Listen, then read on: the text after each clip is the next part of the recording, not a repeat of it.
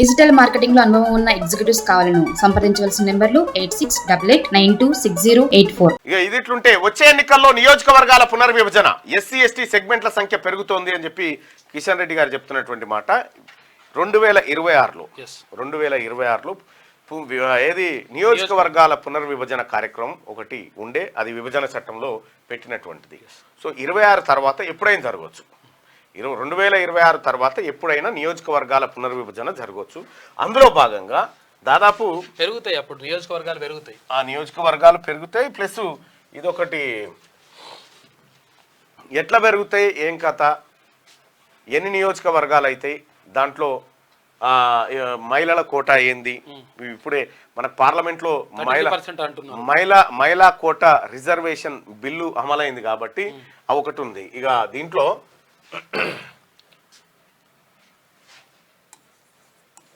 నియోజకవర్గాల పునర్విభజన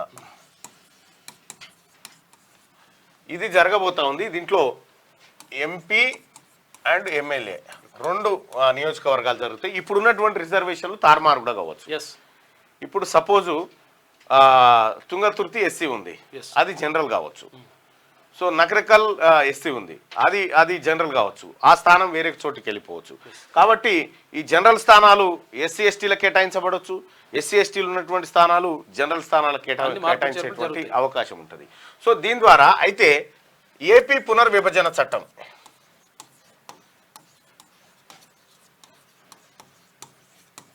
ఈ చట్టం పెట్టినప్పుడు 2026లో నియోజకవర్గాల పునర్విభజన అనేటువంటిది అందులో పెట్టడం జరిగింది. దాని ద్వారా ఇప్పుడు 2026లో దాదాపు ఇప్పుడు 120 నియోజకవర్గాలు ఉన్నాయి కదా, 119 సారీ, ఒకటేమో వాళ్ళకి కదా, ఒకటి ఆంగ్లో ఇండియన్ ఉంటారు, 119 నియోజకవర్గాలు ఉన్నాయి కదా, ఇవి 153 అయ్యేటువంటి అవకాశం ఉంది. 153 నియోజకవర్గాలు అంటే దాదాపుగా ఒక 40 నియోజకవర్గాలు పెరిగేటువంటి అవకాశం కనిపిస్తూ ఉంది. 35 నుంచి 40 నియోజకవర్గాలు పెరగవచ్చు. అయితే ఈ పెరిగే నియోజకవర్గాలు ఎక్కడ అంటే మీరు ఒకసారి చూస్తే షేర్లింగంపల్లి దాదాపు 7 లక్షల ఓట్లు ఉంటాయి అసెంబ్లీలో, 7 లక్షల ఓట్లు ఉంటాయి. నాకు తెలిసి దీన్ని 2 నియోజకవర్గాలు చేసే అవకాశం ఉంటుంది. ఇక్కడ మేడ్చల్ దాదాపు 6,90,000 ఉంది, దీన్ని 2 నియోజకవర్గాలు చేసేటువంటి అవకాశం ఉంటుంది. ఇట్లా మల్కాజ్గిరి ఇట్లా ఏవైతే ఎక్కువ ఉన్నాయో, ఎక్కువ జనసంఖ్య ఉన్నాయో హైదరాబాద్లో మేజర్గా పెరిగేటువంటి అవకాశాలు అయితే కనిపిస్తూ ఉన్నాయి ఈ పునర్విభజనలో భాగంగా. ఇక జిల్లాల స్థాయిలో చూసుకుంటే పార్లమెంట్లు కూడా పెరిగేటువంటి అవకాశం ఉంది.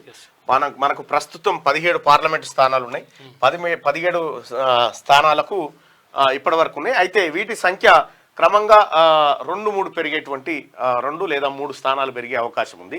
ఇంకొక ప్రాబ్లం ఏమొచ్చిందంటే ఇవి జనాభా ప్రాతిపదికన సీట్లు పెరుగుతాయి అనేటువంటిది ఒక పంచాయతీ నడుస్తూ ఉంది.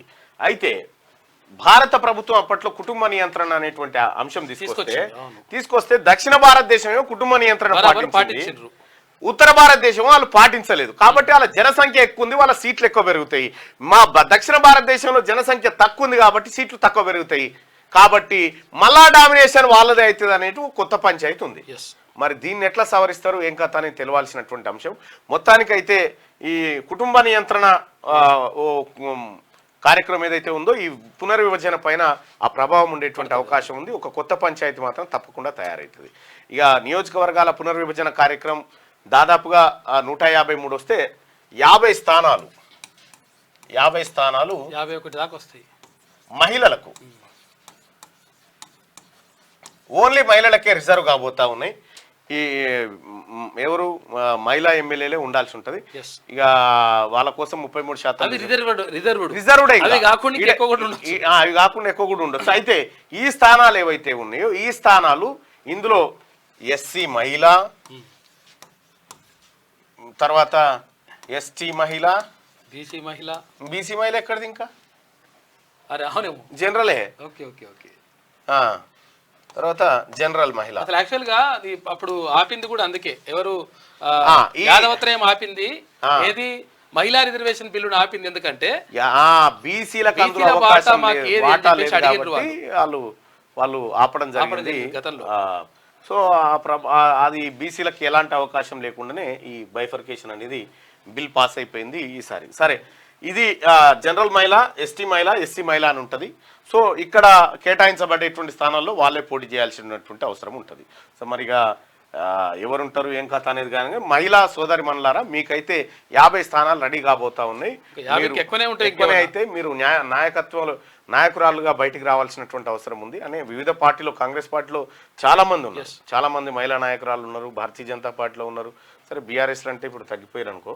సో మొత్తానికైతే మహిళా నాయకత్వం అయితే నిండుగా అసెంబ్లీలో కనిపిస్తుంది. అవకాశాలు ఎక్కువ ఉంటాయి. చూడండి, మీరు ఎవరైనా ప్రయత్నం చేసుకుంటే ఇప్పటి నుంచే రెడీ చేసుకోరు. రైట్ గా వచ్చే ఎన్నికల్లోపు నియోజకవర్గాల పునర్విభజన జరుగుతుంది. పార్లమెంటు అసెంబ్లీకి కలిపి ఒకేసారి ఎన్నికలు జరిగే అవకాశం మాక్సిమం ఉంటుంది. డిజిటల్ మార్కెటింగ్ లో అనుభవం ఉన్న ఎగ్జిక్యూటివ్స్ కావాలను సంప్రదించవలసిన నెంబర్లు 8688926084.